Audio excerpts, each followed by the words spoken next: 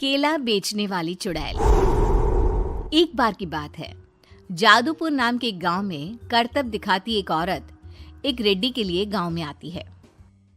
आइए आइए मेहरबान कदरदान, खाइए रोहड़ा के ताजे ताजे केले। कभी खाए नहीं होंगे ऐसे केले, पीले पीले केले खाइए। ये कहकर रोहड़ा हाथों में 4 केले लिए उन्हें सर्कल में जोर जोर से हवा में उछालती हुई करतब दिखाती है, जिसे देखकर आसपास के सारे बच्चे अपने अपने मम्मी पापा से उस औरत के पास जाने की जिद करने लग जाते हैं। पापा, ऐसा तो सर्कस में बॉल से होता है ना, ये आंटी तो केले से कर रही है। चलिए ना पापा, देखते हैं। रोहड़ा एक पतली सी तार पर चलती हुई केलों से करतब दिखाती है। आते जाते सभी लोग बाहर रुककर उसके करतब देखते हैं और वाह वाही करते नहीं थकते। जैसे ही एक आदमी पास आकर उसे पैसे देने लग जाता है, तब वो कहती है, अरे नहीं नहीं साहब, मैं करतब तो बच्चों के मन को बहलाने के लिए करती हूँ। धंधा तो मेरा केले का है।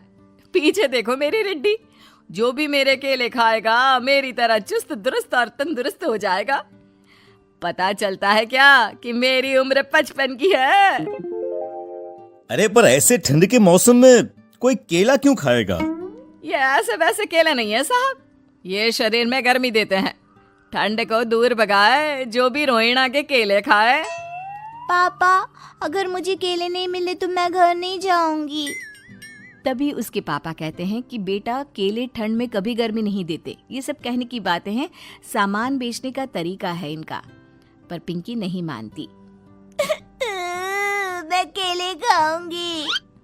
पिंकी की जिद के आगे नत्थू हार जाता है और उसे केले खरीद कर दे देता है। पिंकी खुश होकर केले घर ले आकर खाती है। अब मैं भी करतब करूंगी, कितना मजा आएगा। जादुई केले। पिंकी पहला केला खत्म भी नहीं करती कि वो बेहोश हो जाती है। दूसरे केले से एक काला धुआं आता है और रोहड़ा चुड़ैल बनकर बाहर निकल आती है। मेरे भूतिया केले बच्चे न खाए, ऐसा हो ही नहीं सकता। जादूपुर वालों, कब तक बचोगे? आ गई हूं मैं रोहड़ा, जिसका कोई नहीं कर सकता सामना। रोहड़ा पिंकी को गोद में उठाकर काले धुएं में कहीं गायब हो जाती है। शाम के वक्त नत्थू घर लौटता है और पिंकी को घर में ना पाकर उसकी माँ से कहता है, माँ पिंकी कहाँ है? अरे बेटा, उसे तो तू सुबह करतब दिखाने ले गया था ना, फिर कहाँ वापस आए तुम दोनों? मुझे लगा तू उसे अपने साथ मंडी ले गया होगा। हे भगवान, मेरी बच्ची कहाँ गई? मैं उसे घर ही तो छोड़कर गया था माँ। नत्थू गांव के घर कोने में अपनी बेटी को ढूंढता है, पर उसे वो कहीं नहीं मिलती। परेशान होकर आखिर रो रो कर नत्थू हिम्मत हार कर घर लौट आता है।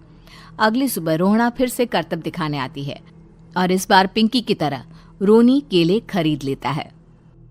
50 रुपए दिए थे पापा ने, सारे पैसों की मैंने केले खरीद लिए हैं। अब मैं भी आंटी की तरह ही करतबबाज बन जाऊंगा। यही सोचते हुए रोनी केले खाता है और पहला अकेला केला आधा खत्म भी नहीं करता कि चुड़ैल उसके सामने आ जाती है। मेरे साथ चलने का समय आ गया है रोनी। ये तो बस शुरुआत है। अब इस गांव के सारे बच्चे धीरे धीरे मेरे कब्जे में होंगे, एक बच्चा भी नहीं बचेगा। ये कहकर रोनी को गोद में लेकर काले धुएं में अदृश्य हो जाती है। इसके बाद हर रोज गांव में से कोई ना कोई बच्चा गायब होता, पर ऐसा क्यों हो रहा है किसी को भी समझ में नहीं आ पा रहा था। रोज की तरह अपनी बेटी पिंकी की तलाश में नत्थू गांव के एक तालाब के पास बैठा रो रहा था। कहाँ गई मेरी पिंकी? शकुंतला के जाने के बाद एक वही तो मेरा सहारा थी। अरे उसकी आत्मा कोस रही होगी मुझे कि मैं अपनी बच्ची को संभाल भी नहीं पाया। नत्थू ये कहता हुआ रो ही रहा था कि तभी तालाब में से उसे शकुंतला की आवाज सुनाई देती है। कहाँ थी तुम शकुंतला? हमारी बच्ची और सारे गायब हुए बच्चे रोहड़ा के कब्जे में हैं। वो बच्चों को जो केले देती है उससे बच्चे बेहोश हो जाते हैं और उसके कब्जे में आ जाते हैं और वो उन्हें ले जाकर काली दुनिया में ले जाती है। पर वो ऐसा क्यों कर रही है? ये मैं नहीं जानती, पर उस दुनिया का रास्ता मैं आपको बता सकती हूँ। जहां ये नदी खत्म होती है वहां एक केले का पेड़ है, उसके नीचे एक दरवाजा है, वहीं से रास्ता जाता है उस दुनिया का। ये कहकर शकुंतला की आत्मा गायब हो जाती है। गांव के सभी लोग झुंड बनाकर उसी रास्ते से काली दुनिया में चले जाते हैं और वहां देखते हैं कि सारे बच्चे वहां काम कर रहे थे। पापा मुझे ले चलो यहाँ से। पापा पापा। सभी बच्चे अपने मम्मी पापा से लिपट जाते हैं। तो तुम लोग यहाँ तक आ गए? क्यों हमारे बच्चों को पकड़ लिया तूने? तुझे शिकार ही बनाना है तो ले, हम सब आ गए हैं, हमें खा ले। नहीं, मुझे बच्चे चाहिए। मेरे बच्चे के बदले तुम लोगों के बच्चे। क्या मतलब? मैं इसी गांव में रहने वाली एक औरत थी। केले की चोरी के इल्जाम में मेरे बेटे को गांव वालों ने इतना मारा कि वो मर गया। उसी दिन मैंने ठान लिया कि गांव वालों का भी वही हाल करूंगी। कुछ दिन बाद बेटे के चले जाने के दुख में मैं भी मर गई और मेरी भटकती आत्मा एक चुड़ैल बन गई। और फिर मैंने बदला लिया तुम सबके बच्चे छीनकर। बर्दाश्त नहीं कर पाए ना? सोचो मुझ पर क्या बीती होगी। हमें माफ कर दो रोना।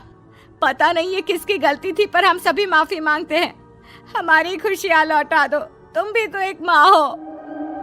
गांव वालों की बात सुनकर रोना का मन पिघल जाता है और वो बच्चों को छोड़ देती है। उसके बाद काली दुनिया बच्चों के लिए जादुई दुनिया बन जाती है। अब कोई भी कभी भी वहां आ जा सकता था।